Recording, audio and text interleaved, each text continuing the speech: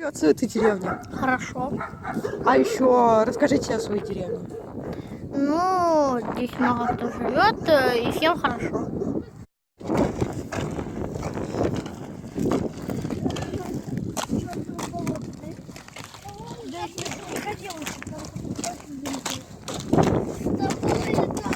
Вставай, я на край земли.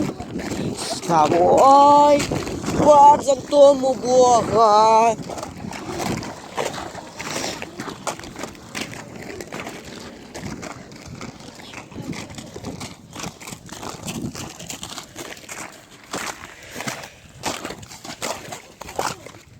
Блин, у меня все ноги промокли. Все нормально. И все